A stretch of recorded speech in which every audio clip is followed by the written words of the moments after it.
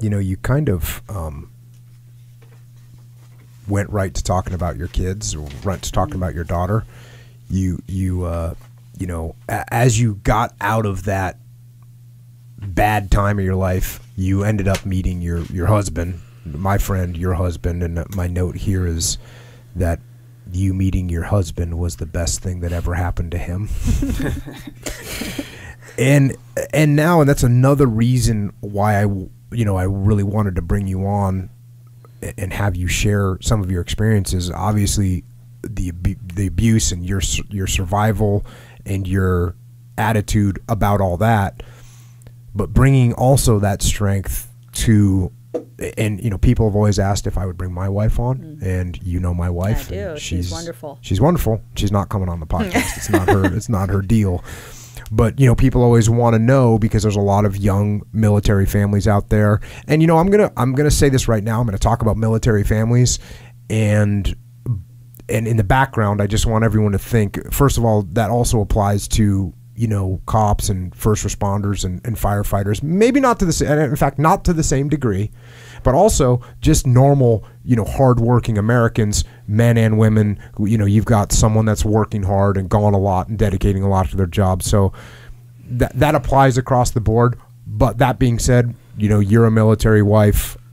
My wife's a military wife, and you ended up in this situation. Well, you met your current husband, who's like I said, a good friend of mine, and I was on my very first deployment ever back in the day. Had to fit that one in. He was on deployment as well, and I think it was his second deployment. And we met and hit it off immediately. He kind of grew up.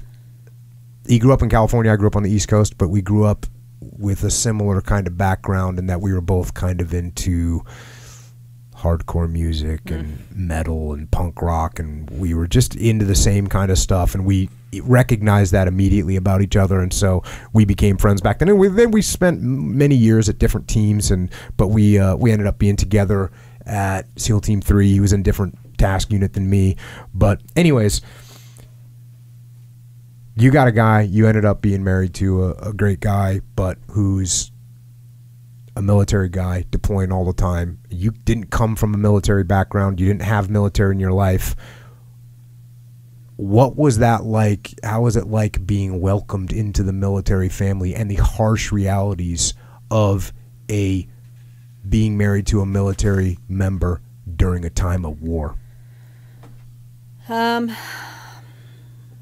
Yeah, I definitely not from a military family. I barely knew what a Navy SEAL was.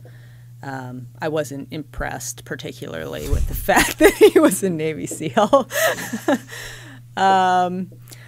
I think that I'm fairly well suited to the lifestyle because I'm pretty independent, and I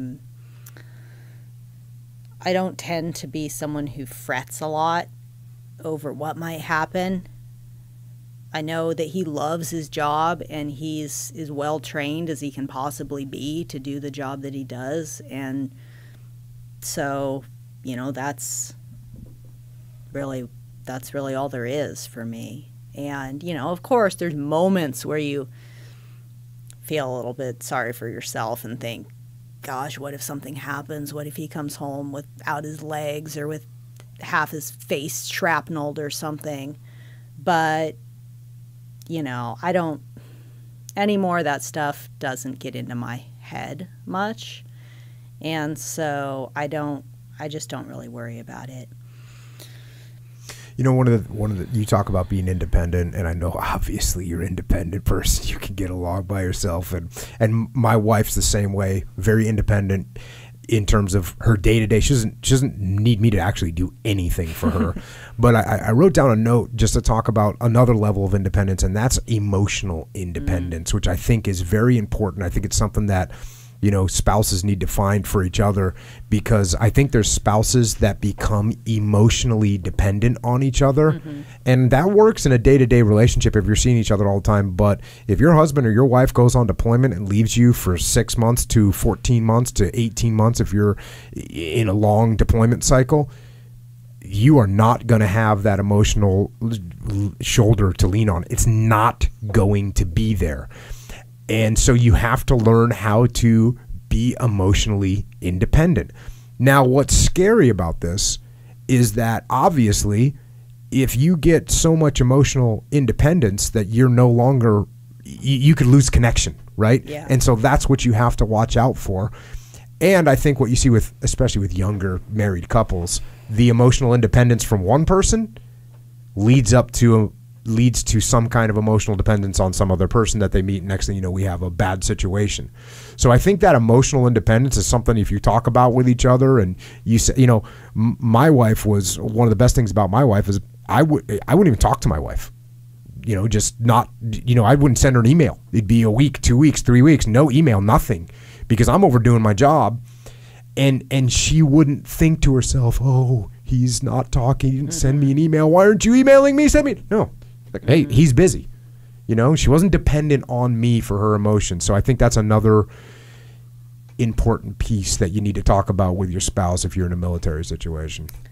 Yeah, my husband's pretty good actually about staying in touch with me and communication on deployments, but it's not because of emotionally being dependent on each other. That's just the way he is. He values my opinion on things a lot, and we talk about things, and so we do communicate quite a bit. But I completely know what you mean about and as being a wife sitting at home with your husband gone, like, you can't just sit there and pine over them being gone and wait for them to come home. That's the you point, have to have your own life. You have to carry on while they're gone, and that's the best way you can support them, I think. If you're making them feel bad for not calling you every opportunity you get, and then laying a guilt trip on them about the fact that they're not giving you enough attention and stuff when they've got, you can't do that. You've got to just take charge of your own life and do that while they're away. Now, when they're away, obviously that's some things you deal with when they're away, and then you have other things that you have to deal with when they come back home, especially during a hard deployment. Now, I know a lot of civilians listen to this show as well, and it's important to recognize that there's different types of deployments. And definitely, even during the same time period, exact same deployment cycle with 2 groups of people or 100 groups of people, there'll be some people that are in an area of operation or will have a mission set that will allow them to completely coast and enjoy themselves and have plenty of free time, and that can happen. Mm-hmm. And then the other end of the spectrum is you can go on deployment and you can think you can end up in total violence and chaos and mayhem. And I just thought of this. My first deployment to Iraq, we did a lot of operations. It was cool. It was fun. They were really good operations. And when I got back, when I was there, I was thinking, man, I wish I would have brought my guitar, because, I had some time, I'd be like, maybe I could have probably played guitar for, half hour a day, maybe 45 minutes. If a couple other guys would have brought their guitar, we could have had some little jam sessions, right? And we were working a lot. Our op tempo was high. We were working. We were probably, we were doing probably a mission every 1, 2, or 3 days. We were out. So my next deployment, I said to myself, cool, bring a guitar, with time, work on the riffs. Sure. Go back, and this deployment was to Ramadi. And I think Leif and I played guitar. Not so much time. We played guitar one time when there was like 3 days left in deployment. We broke out our guitars, and there was another task unit there now, and we were turning over. But that shows you the difference. And we literally did not have any time to do any of that. And obviously the pressure of combat on my second deployment to Iraq was 1,000 times more intense. And I know that your husband has done multiple deployments as well, and they varied in stress level, and they varied in amount of combat and amount of direct combat and his leadership situation. But I know that, not too long ago, he went on a deployment that was definitely high stress, and they saw a lot of hard combat. And when he came home from that, what was that like? What did you notice? And what do you think other people should look for? So the very first night he was home from that deployment, I woke up in the middle of the night and he was standing over the bed holding a gun. And that sort of shocked me a little bit and made me realize that I was dealing with something a little bit different. I talked to him on deployment, and over the course of the deployment, I could hear his voice changing. I could tell that he was changing. It was strenuous, and there was a lot of engagement.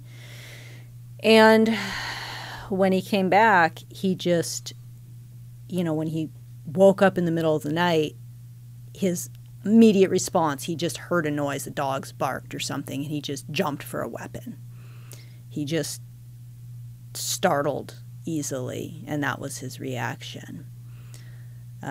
He had definitely a shorter temper. Little things that he shouldn't have been getting mad about were setting him off. Just dumb stuff. Somebody would say something or do something, and he would get so mad about it. And it was like, take it down a notch. He started, I don't want to make it sound like he was doing this in a terrible way, but he definitely started some self-medicating with alcohol. He was relying on sleeping pills to get to sleep. He has never been much of a drinker. I'm not a drinker at all, and so when I noticed him drinking more than he normally would every single night, that immediately was a red flag to me. And then the sleeping pills, this Ambien is powerful stuff and can really be a bad road to go down.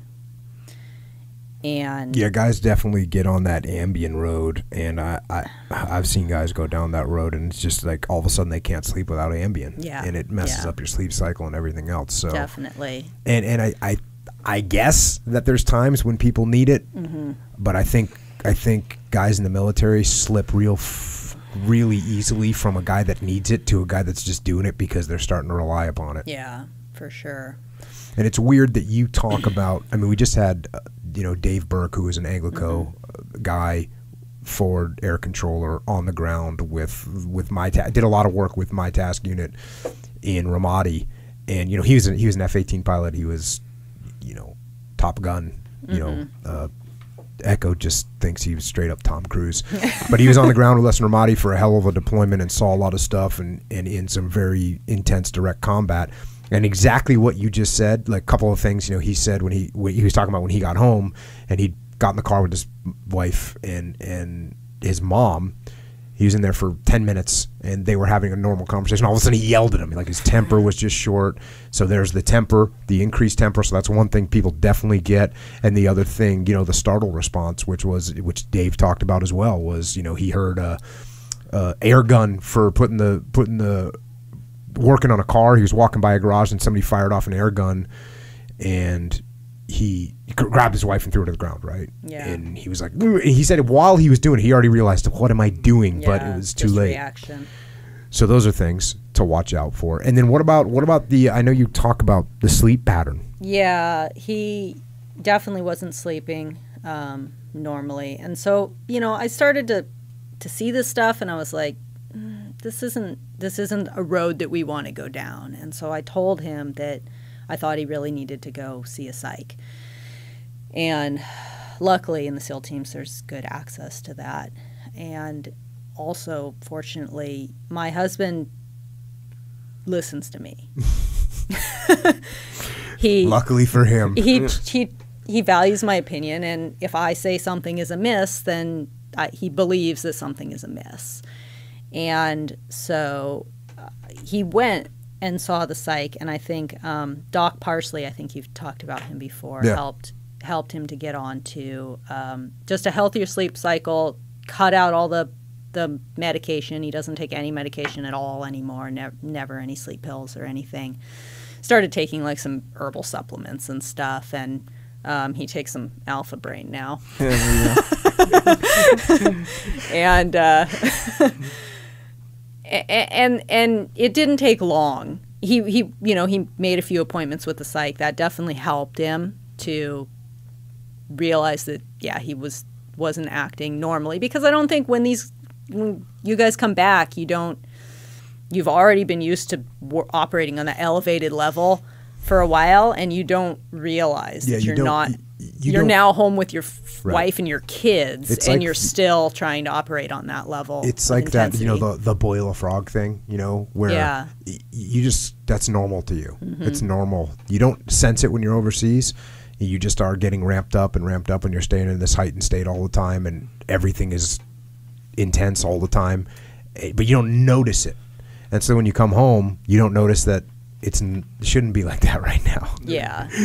And that's where it's really important for the family, spouses and stuff to, keep an eye on these guys and hopefully channel them in a good direction when they get home, as opposed to had I not stepped in. And I mean, my husband's he's been a SEAL for a long time. He's been through a lot of stuff, but he definitely could have gone down a road that wouldn't have been healthy for him or his career. No doubt about that. I just remembered this when it was either right after you right after you moved down here, I think. I was talking to him because I was talking about where you guys were living, out and you guys had property. You hadn't bought property yet, but you were renting a big property and you had horses and everything. And I said, "Oh man, what made you move out here? This is awesome." And he's like, "Yeah, my wife told me she wouldn't come down here unless I got her a property with horses on it." And here we are. It's like, awesome. That's killer. Yeah. And then, you talked a little bit about your kids and how that helped you, but you in the meantime, as you were having kids, when you got down here, you started straight up farming. Yeah, I mean, that was a condition to him having me, was that I was not going to put my horses in a stable and go see them once in a while. Like, they were going to come with me, and we needed land for them to be horses, wild horses, like they were used to being. And so conditions. He made that happen. Were met. He made it. He did. He made it happen, and we got a great 18-acre piece of property, and we've got 5 fat horses now out in the field every time I look out. And I'd never farmed before. I'd always been a horse wrangler, and I started just growing a little garden, and I was like, oh, I love this. And I heard about a CSA program, which is basically where you grow a bunch of stuff and you sell a box of whatever your farm is producing every week to people who pay, they'll pay to get their box of fruits and vegetables. And I was like, oh, I could do that. I could get a few people and start to do that. And so I did. I started out with like 10 families that I'd do boxes for, and realized that I really liked it. And it gave me a lot of focus when he was deployed. It gave me a lot of something to really throw myself into and focus on. She wasn't going to pick like knitting or playing cards. I'm going to run a farm. How you like that? And then, we had kids kind of right around that same time, and so that was a little challenging in itself, to be trying to like get this farm up and going, and being, in the beginning you talked about me being like 9 months pregnant out there working, and straight that's up what I did. Field. But it was awesome. I loved it, and I've managed to build up a pretty decent little business, and there's nothing that I find more rewarding in life than growing good food. There's something about it that's, and for my husband too, like, I do most of the technical farm work. He's more of my farm boy, maybe. Labor. Yeah. But it's very therapeutic for him, I think, when he comes back from deployments and stuff, and he can just kind of let all that go by being in this natural surrounding with physical labor to do every day. You don't need, I think you've talked about this before, you don't need sleeping pills when you work yourself hard you don't all have to, day you don't long. need sleeping pills when you're married to Iris working on the farm. You're gonna go to sleep at night gonna tired. go to sleep at night. I've sent my boy out there, like when her husband's on deployment, I'd send my boy out there just to do slave labor out there and get after it. let him learn about an honest day's work. Sleep outside. It's legit.